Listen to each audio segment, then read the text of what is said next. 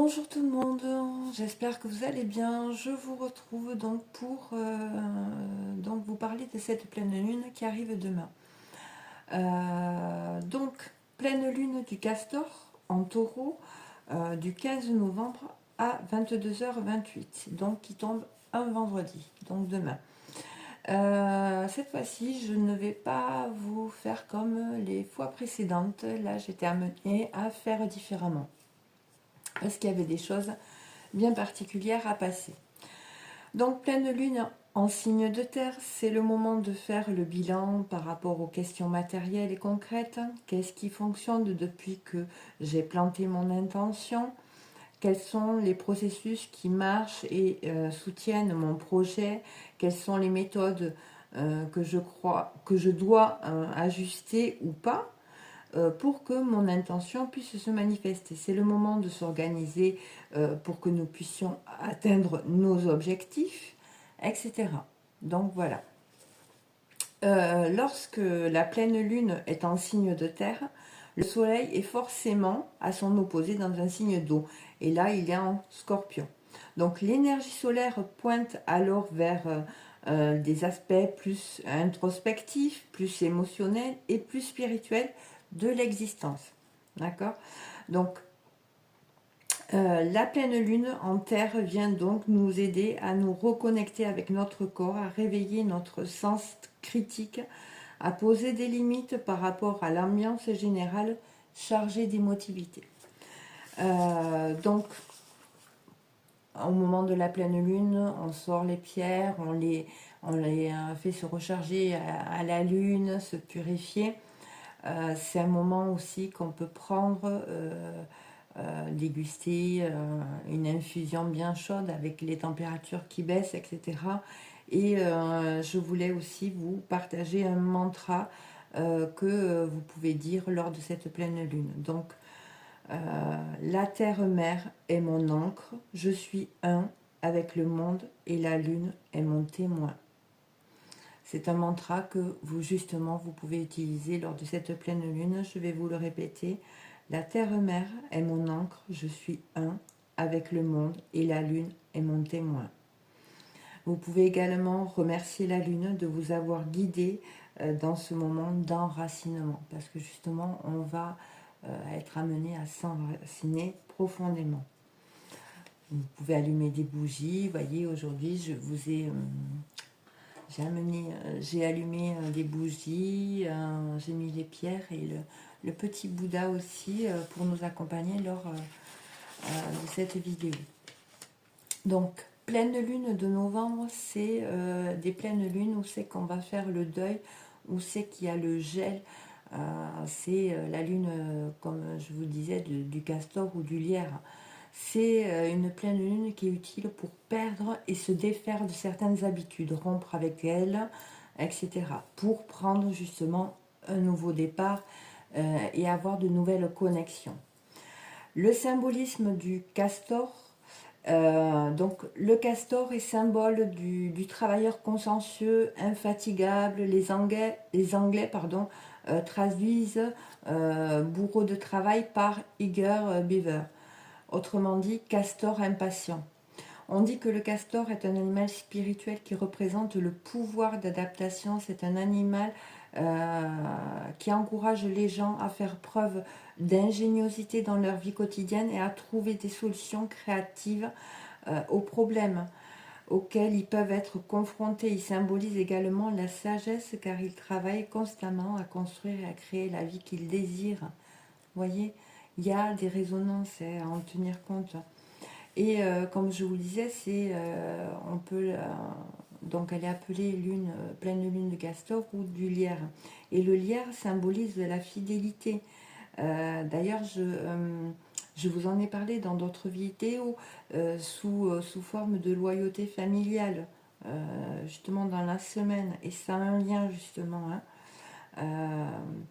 Donc le lierre ne lâche pas facilement les objets sur lesquels il grimpe. Donc ça nous parle d'habitude, de pensée, de croyance. Vous allez voir par la suite, vous allez comprendre. Donc il symbolise également la vie éternelle car la plante reste toujours verte Et dans l'Égypte ancienne, le lierre était dédié à Osiris, symbole d'immortalité. Hein. Une autre symbolique du lierre, grâce à ses racines, ses crampons, le lierre est associé à l'expression je meurs ou je m'attache. Voyez, il représente l'amitié comme l'amour éternel. Il symbolise également, je vous l'avais dit précédemment, la fidélité. Il ne lâche pas facilement ce à quoi il est attaché. Et là, c'est vraiment ça qu'il est question, se défaire de ces attaches qui nous empoisonnent. Et nous savons tous que pour renaître, il faut savoir mourir à soi-même. Hein, lâcher, car quoi qu'il arrive, l'âme est éternelle, elle ne meurt jamais, elle change d'état. Et nous devons apprendre à faire de même. Hein. Donc le jour de cette pleine lune se trouve être un vendredi, jour de Vénus associé à l'ange Aniel. Des fois on l'appelle Anaël. Donc l'ange Anaël ou encore Aniel apporte l'amour et la compassion à ceux qui en ont besoin. Il symbolise la fraternité, la pureté et l'esprit de partage. Aniel peut être invoqué pour apaiser les esprits. C'est l'ange gardien de nombreux guérisseurs. Donc n'hésitez pas à faire appel à Anaël ou à Aniel comme vous préférez. Hein, dans des moments où c'est que voilà, l'esprit est tourmenté, etc. Vous pouvez avoir de l'aide. Donc faire appel à Anaël lors de la pleine lune est particulièrement fort, surtout si vous avez quelque chose que vous aimeriez vous libérer ou guérir en vous. Donc vous avez vu, hein, je vous parle de justement tous ces liens qu'il y a. Ce n'est pas un hasard si cette pleine lune tombe tel jour, à telle heure. Et ça, c'était important de vous le partager et de vous partager ces symbolismes, etc. Donc le vendredi, c'est le jour de Vénus, donc qui apporte amour, amitié, qui parle de plaisir personnel, de passion ardente. Elle aide à mettre un terme aux disputes et aux querelles et fait place à la générosité, à la paix et au bonheur. Elle rend les animaux et les êtres humains féconds et assure la sécurité des voyageurs. Elle défait les enchantements dont on peut être prisonnier également. C'est important aussi de savoir. Donc Vénus est reliée au chakra cœur, donc à la couleur verte, à la pureté, à l'élément air.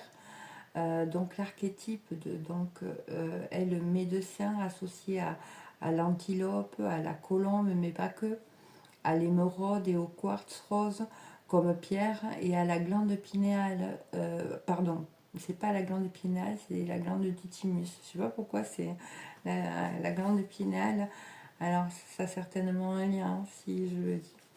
Et c'est relié aussi aux émotions d'amour, mais aussi de chagrin, relié aux organes sensoriels de la peau, au sens du toucher, siège de l'amour et des liens sociaux, avec un principe d'équilibre, et pour propriété la tempérance. Et la tempérance est très importante là dans cette pleine lune.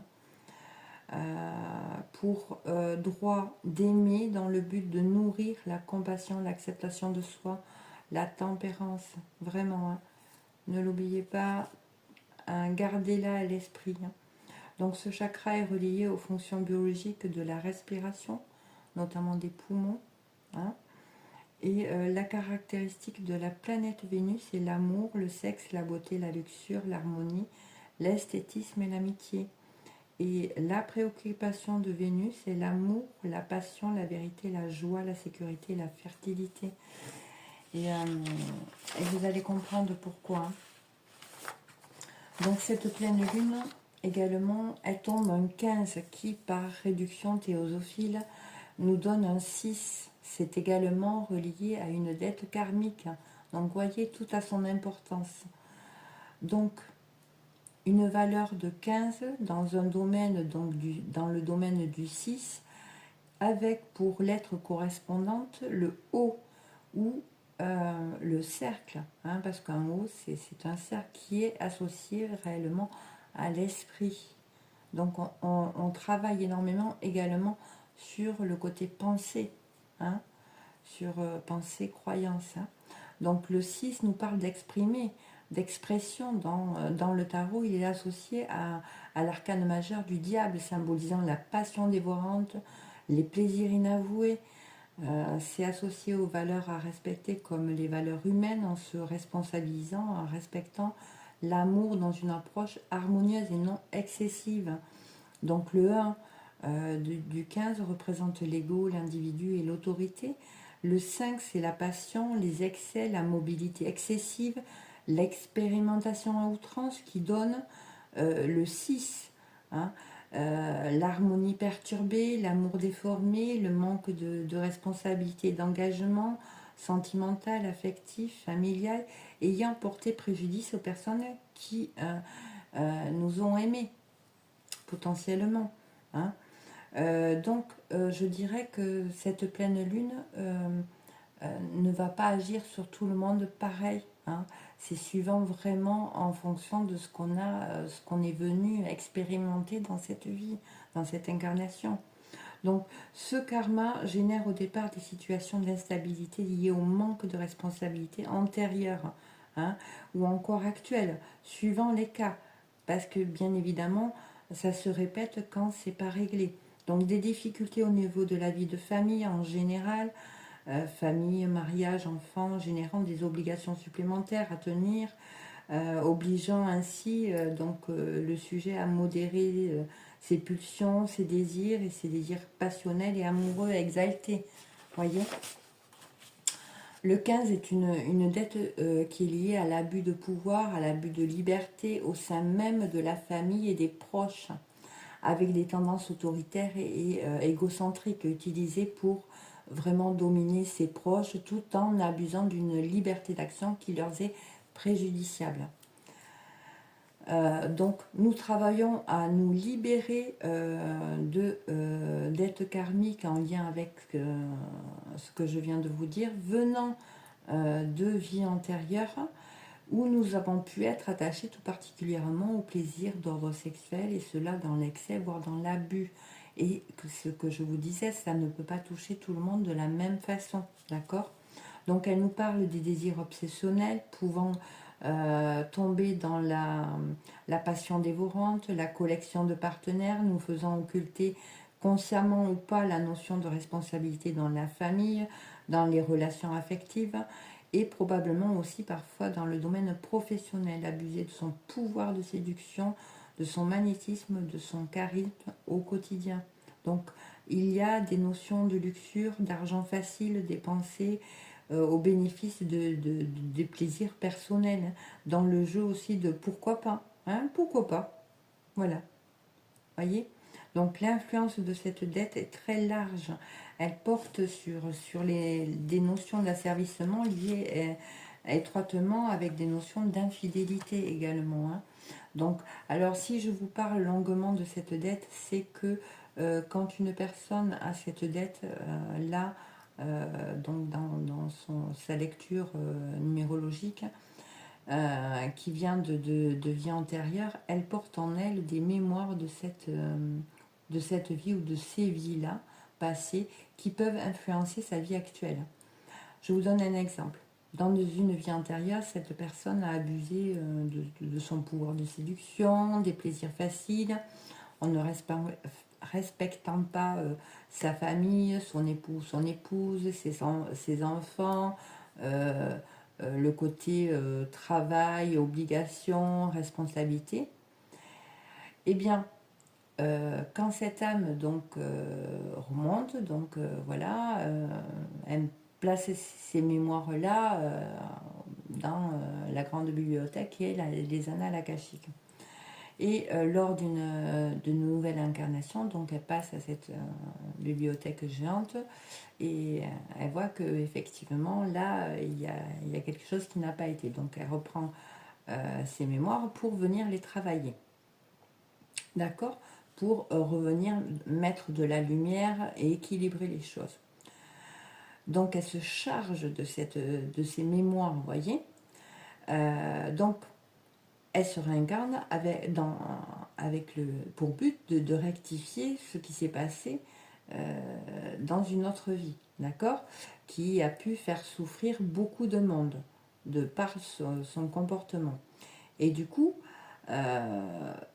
en ayant ces mémoires, et ces mémoires sont inconscientes, donc on n'en a pas conscience, on peut partir soit en opposition, pour surtout, malgré nous, vous voyez, l'idée de ne pas refaire les mêmes erreurs, hein, et donc on va se soumettre à une autorité familiale, par exemple, à un époux, une épouse, rester bloqué dans des situations familiales négatives, etc.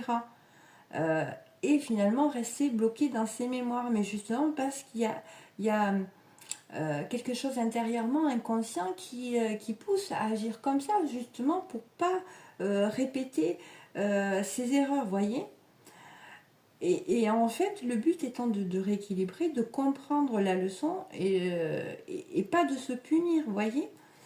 Mais ça peut également être des personnes qui ont subi ces abus ou alors elles peuvent partir dans d'autres vies donc et elles peuvent partir dans l'excès et avoir ce genre de comportement.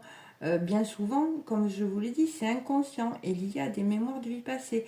Donc être dans l'excès, voyez, de vouloir tout le temps des choses et dès que ça se présente, et pourquoi pas, allez, j'y vais, vous voyez. Ce genre de choses, et c'est bien cela dont il est question de se libérer avec cette pleine lune, tout ce qui a vraiment attrait à cette dette karmique, vous voyez. Donc travailler, ça peut être également travailler dans l'excès en mettant de côté l'amour et ce que l'on peut éprouver pour une personne, car dans une vie antérieure, nous avons pu ne pas subvenir aux besoins de la famille, à ses responsabilités, qui a provoqué justement une faillite familiale, impacté des personnes chères, etc. Vous voyez. Donc ça peut être resté dans un couple alors que nous ne sommes pas heureux, mais bloqué inconsciemment car on ne veut pas répéter ces erreurs d'une vie passée, hein, mais on n'en a pas conscience. C'est vraiment un processus inconscient. Donc le but c'est de comprendre qu'est-ce qui se joue ici et maintenant, d'accord, avoir un regard vraiment derrière ce rideau, derrière ce voile, hein. Et bien souvent, d'une incarnation à une autre, nous retrouvons de plus les âmes avec qui nous avons eu ces conflits. Mais souvent, les rôles peuvent s'inverser, donnant lieu à des blocages avec des personnes qui restent dans une relation, dans une situation. Parce que justement, elles sont revenues travailler ce karma, mais les places se sont inversées. Voyez, c'est c'est justement pour arriver à dénouer ce nœud. Donc là, il sera vraiment nécessaire d'en prendre conscience, d'aller soulager le lien entre ces deux âmes, où il sera nécessaire de demander pardon et de pardonner également. D'enlever donc cette charge émotionnelle liée à ces mémoires et de couper les liens. Parfois, ce n'est pas nécessaire de couper les liens, car dès que ces liens d'âme sont soulagés, sont conscientisés et donc soulagés par un pardon mutuel, ils se rompent. Hein, ils se rompent tout seuls et parfois ce n'est pas le cas et il faut faire d'autres procédures, d'autres protocoles pour justement amener une libération. Mais vous voyez, c'était pour moi important et j'ai été poussée de toute façon dans ce sens pour vous partager ces explications. On voit également que cette pleine lune va intervenir à 22h28. Donc 22h parle de la réalisation importante, de détermination, d'une grande capacité de structurer, mais aussi d'entêtement excessif. Donc attention, hein. Ça nous parle également de sensibilité, d'une grande capacité de travail. Donc vous voyez, c'est cette heure-là et porte ces énergies-là. Hein. Donc il sera question de faire des efforts, travailler à changer les choses pour construire son avenir heureux, créer son avenir heureux. Voyez 28 minutes donc nous parle de combativité, d'associations favorisées, de concurrence, de diplomatie, d'aide inattendue aussi, mais également de justice, de procès, de litiges possibles, d'instabilité. La sensibilité sera toujours là. Ça parle aussi de leadership, de période d'adaptabilité, je vais y arriver, de relations humaines et financières, d'évolutions qui peuvent être freinées, de litiges, mais on voit que une fois dépassé, il y a un renouveau après effort. Voyez.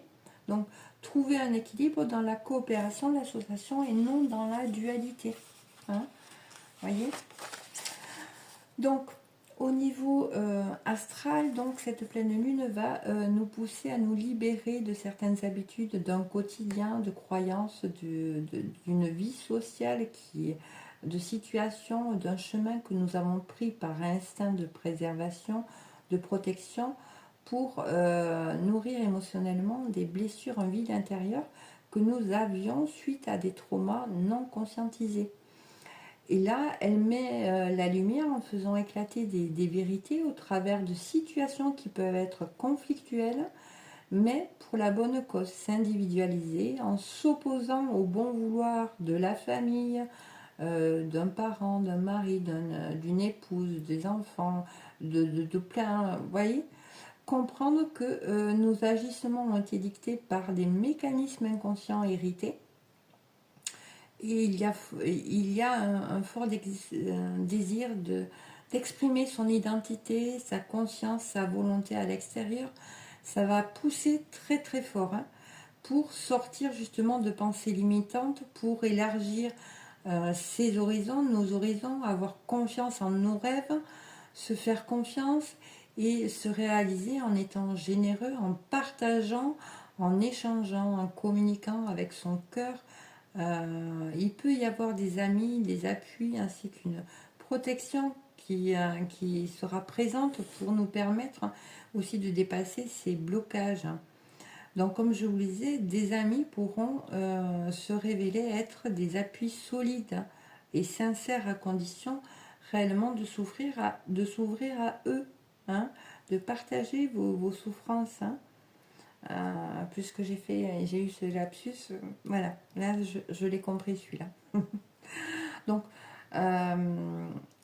donc, attention quand même, car il faudra faire preuve de discernement face à des personnes qui vont vouloir vous enfermer, vous garder dans ces conditionnements, en vous sommant de respecter vos responsabilités, vos engagements, les habitudes, vous voyez, vont essayer de vous ramener, que vous restiez comme vous êtes, vous voyez, hein. Donc, ce qui peut amener ce qui peut nous pousser à ne pas communiquer ou exprimer, échanger ce que nous ressentons, hein, nos rêves, nos désirs. Et c'est justement là qu'il sera important de chercher, de voir au-delà de ce qui se passe, vous voyez, au-delà de leurs agissements, comprendre pourquoi ils veulent à tout prix nous convaincre de rester, de faire ça, ceci, cela, vous voyez, et qu'est-ce qu'ils ont à y gagner réellement. Donc il faudra faire preuve de discernement. Hein. Ce genre de situation, de personnes peuvent vous mettre le doute, vous embrouiller l'esprit, vos pensées, pour vous empêcher d'ouvrir vos horizons, casser votre confiance, briser vos rêves. Donc ne soyez pas dupes. En tout cas, de toute façon, là, cette pleine lune, elle va vraiment bousculer très très fort, hein, pour justement faire sortir des personnes. Hein, donc ça dépendra le degré de travail, de votre cheminement, de là où vous en êtes, bien évidemment, hein, mais ça va pousser fort. Hein. Donc la transformation viendra du fait de couper avec certaines croyances qui concernent le devoir faire comme ci ou comme ça, ne pas avoir le choix. Donc il faudra se libérer de ces dictats enfermants. Il sera question de reprendre son pouvoir, sortir de fantasmes, d'illusions qui nous ont amenés à courir derrière quelque chose qui n'est pas réaliste. Comprendre que le je veux n'est pas forcément la bonne voie et surtout comprendre qu'est-ce qui s'exprime derrière ce je veux. Des pensées, des croyances, des habitudes qui ont pris bien souvent racine au travers de mémoires souffrantes émotionnellement. Donc ça parle également de choses cachées, des luttes, des difficultés, des épreuves à comprendre qui ont pu s'exprimer au travers de maladies. Ça parle également d'ennemis cachés, de karma. Voyez, cette notion de karma est très présente, qui bloque cette capacité à vous transformer, renaître, exercer votre pouvoir et vous réaliser. Donc, réaliser que nos agissements sont vraiment animés, influencés par nos pensées, nos croyances, en fonction de ce que nous voulons et croyons, et que nous avons droit pardon. En fonction, donc, je vous disais, de ce que nous voulons et croyons, et que nous avons droit. On croit qu'on a droit à ça, on croit qu'on mérite pas ça, vous voyez. Et en fait, ces croyances de ne pas mériter ça, justement, elles peuvent venir, comme je vous l'ai dit précédemment, de mémoire karmique de vie antérieure. Voyez. Et c'est là qu'il sera nécessaire de libérer. Donc, si ce que on voulait cacher effectivement des mémoires de manque, nous amenant à s'appuyer, à courir après des fantômes, des fantasmes, des illusions en lien avec des mémoires. Et quand je dis fantômes, c'est parce que je pense aux fantômes de notre arbre généalogique, ou plutôt leurs mémoires qui peuvent hanter nos vies au niveau de la transmission dans notre ADN. Donc, il sera bien question de casser ces illusions, ces idéalisations auxquelles nous avons pu croire et qui ont pu nous enfermer, nous empêcher de nous reconnecter à notre lumière, à notre cœur. Comprendre que nous attirons ce en quoi nous croyons, et donc en changeant ces croyances, nous avons la possibilité de changer notre vibration et attirer à nous ce qui est bon et fait pour nous, voyez. Donc nous sommes bien souvent aveuglés par ce qui nous gêne, vécu, perçu comme des obstacles, devenant des frustrations, nous poussant à agir d'une certaine façon, est vécu comme des circonstances extérieures indépendantes de notre bon vouloir, de notre bonne volonté, alors que c'est faux. Et du coup, ça nous met en tension et en conflit interne, voyez. Donc, comme je vous dis, une pleine lune qui va vraiment secouer, qui va vraiment nous pousser à nous émanciper de toutes ces pensées qui ont nourri ces croyances prenant racine dans des mémoires contenues dans notre ADN, dans nos cellules. Donc là, c'est un gros nettoyage cellulaire qui s'annonce pour cette pleine lune. Donc voilà. Voilà ce que j'avais à vous partager. J'espère en tout cas que ça va vous aider à avoir certaines compréhensions. Vous permettre justement d'avoir ce déclic, d'observer différemment, de voir au-delà des situations.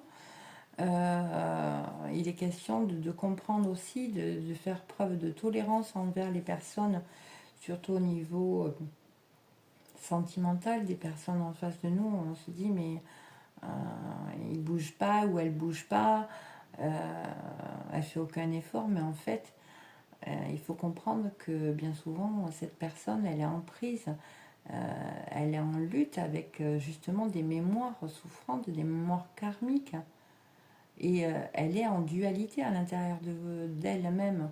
C'est que elle peut avoir une très forte envie de vous retrouver parce qu'elle vous aime le plus profond d'aimant, mais il y a une mémoire qui est tellement ancrée dans ses cellules qui justement la met en dualité, ça se met en dualité. Et du coup, oui, elle ne fait pas ce qu'elle souhaite et ce que vous souhaiteriez qu'elle fasse. Mais en fait, comprenez bien que c'est pas un choix, c'est une zone de non-choix. Hein. C'est bien plus complexe que ça. Voyez. Donc, et c'est là où c'est que je vous parlais de tolérance, c'est vraiment ne pas aller dans la réaction, d'aller contre la personne, contre, voyez, de vraiment comprendre. Hein. Et l'amour est plus fort que tout. Croyez-moi. Donc, envoyez beaucoup d'amour. Je vous assure, ça fait des miracles. Voilà, je vais m'arrêter là. Je vous souhaite une très bonne pleine lune. Accrochez-vous. Prenez soin de vous. Prenez des moments pour vous. Hein. Faites-vous du bien, hein, surtout. Hein, et reposez-vous. Je vous embrasse très fort. Je vous remercie infiniment pour vos likes, vos abonnements et vos partages. Ça me fait énormément plaisir de pouvoir échanger avec vous, hein, par commentaire. Vraiment, c'est un lien que j'ai envie de garder justement avec la communauté, hein, de cette chaîne.